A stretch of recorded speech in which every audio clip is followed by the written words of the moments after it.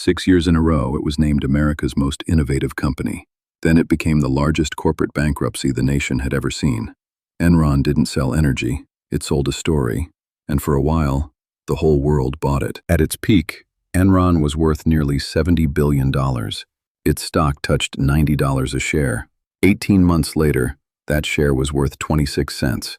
20,000 people had lost their jobs, and $74 billion had simply vanished. This is the story of how a single accounting trick turned a pipeline company into a mirage, and how the self-proclaimed smartest men in America convinced themselves the mirage was real. It began in 1985, in Houston, with the merger of two natural gas pipeline companies.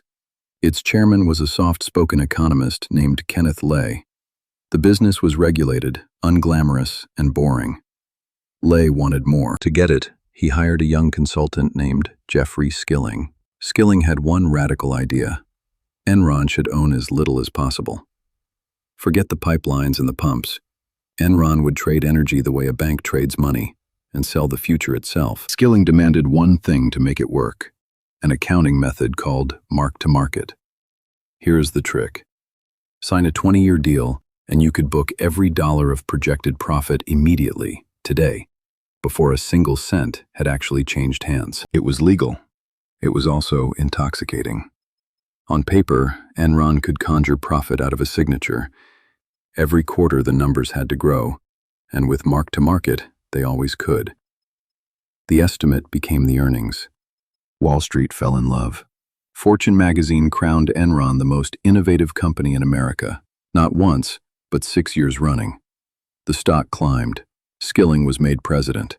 The boring pipeline company had become the future, but a problem was hiding inside the magic.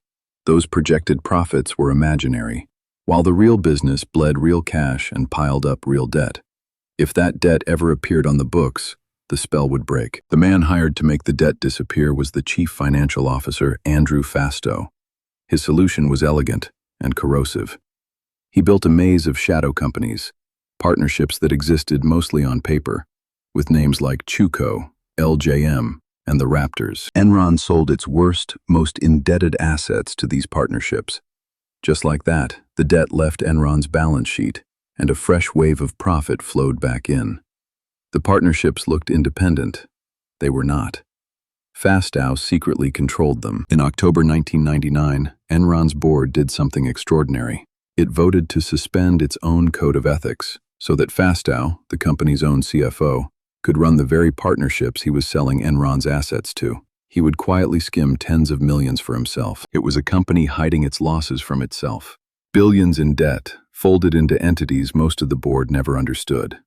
The deeper the hole, the brighter the numbers shone, and the higher the stock climbed, the more violent the fall would become. Inside, the culture matched the accounting. Traders were ranked, and the bottom slice fired, every single year. Arrogance was treated as proof of genius. They called themselves the smartest guys in the room, and they had stopped asking whether any of it was actually true. The first crack came from a simple question.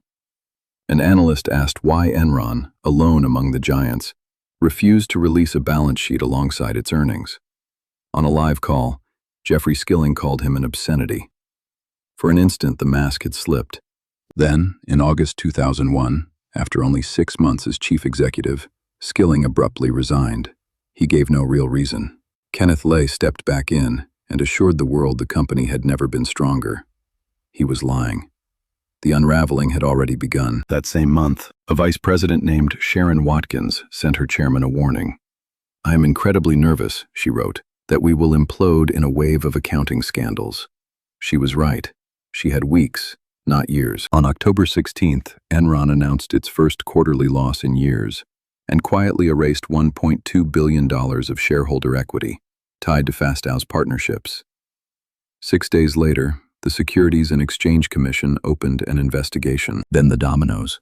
Enron restated 5 years of earnings, wiping out hundreds of millions in profit that had never existed. A rescue merger fell apart. The credit agencies cut Enron to junk, and junk triggered billions in debt, all coming due at once. On December 2, 2001, Enron filed for bankruptcy. $63 billion in assets, the largest corporate collapse in American history at the time. The most innovative company in America had become a crime scene. The cruelest detail came last. As the stock died, ordinary employees were locked out, frozen, forbidden to sell the Enron shares inside their own retirement accounts. Their savings evaporated. At the very same time, executives had quietly cashed out hundreds of millions. And the auditors? Arthur Andersen, one of the most respected accounting firms in the world, began feeding Enron documents into the shredders. It was convicted of obstruction of justice.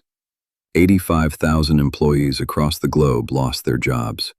The firm ceased to exist. The reckoning climbed to the top.